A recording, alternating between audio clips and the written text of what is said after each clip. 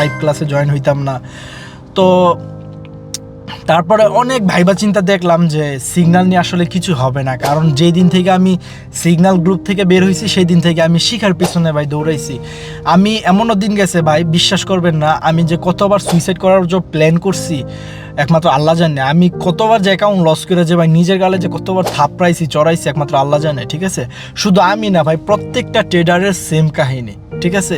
প্রত্যেকটা মানে ছোট ইউজার হোক বড় ইউজার হোক, প্রত্যেকটা মানুষের ভাই সেম কাহিনী। আপনাদের ইমোশন যখন ধরে, অ্যাকাউন্ট যখন জিরো হয়, তখন দেখবেন আপনার মাথা কাজ করবে না, আপনার এই খারাপ চিন্তা চলে আসবে, কেন আমি এগুলো করতে গেলাম, আমার দ্বারা তো এটা হইতেছে না।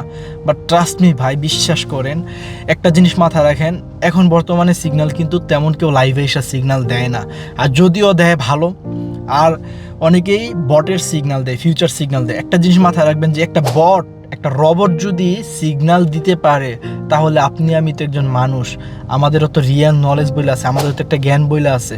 আমরা যদি 5টা ট্রেড প্লেস করি, 5টার মধ্যে কি আমাদের 2টা উইন হবে না? 5টার মধ্যে কি আমাদের একটা ট্রেড উইন হবে না?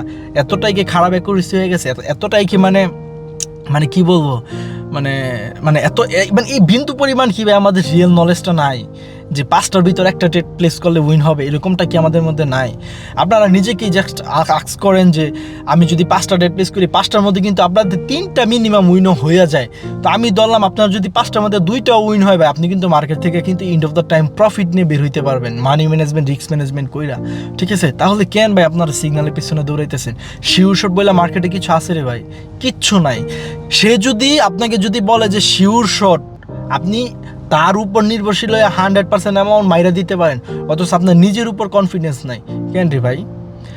এই জন্য বলি যে ভাই সিগন্যাল নিয়ে না। আমি ভাই যদি আজকেও যদি আমি যদি সিগন্যাল নিয়ে থাকতাম, হয়তো আমি আজকে পজিশনে আসতে পারতাম না, বা প্রফিটের মুক্ত দূরের কথা, হয়তো ভাই উপরে চলে যাওয়ার মতো অবস্থা হয়ে গেছিল, বা মানে অবস্থা ছিল আর কি।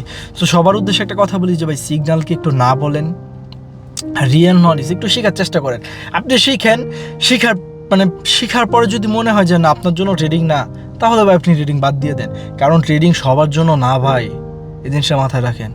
ট্রেডিং সবার জন্য না, কারণ সবার জন্য যদি ট্রেডিং হইতো, তাহলে ভাই বাংলাদেশের মধ্যে ঘরে ঘরে ট্রেডার হয়ে যেত। এখন দেখবেন যে সবাই ট্রেডার। আমিও ভাই একজন ছাপড়ি ট্রেডার, আমাকে আপনারা যাই বলেন না কেন, আমি একজন ছাপড়ি ট্রেডার।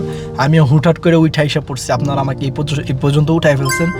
তো দেখেন, আমার অ্যাটেনশন যদি খারাপ থাকতো, হ্যাঁ, আমি কি সিগন্যাল দিতাম না? আমার অ্যাকুরেসিকে আমার অ্যাকুরেসিকে ভাই এতই খারাপ হয়ে গেছে যে 5টা ট্রেড দিলে, 5টা ট্রেড যদি আমি যদি আপনাদেরকে সিগন্যাল দিই, 5টার মধ্যে কি আমি 2টা 3টা উইন করাইতে পারতাম না? এতটাই কি অ্যাকুরেসি খারাপ হয়ে গেছে? আমি কেন করাইতেছি না? কারণ ভাই আমি জানি ভাই এই জগৎটার মধ্যে আমি ছিলাম, এই জগৎটার মধ্যে আমি ছিলাম,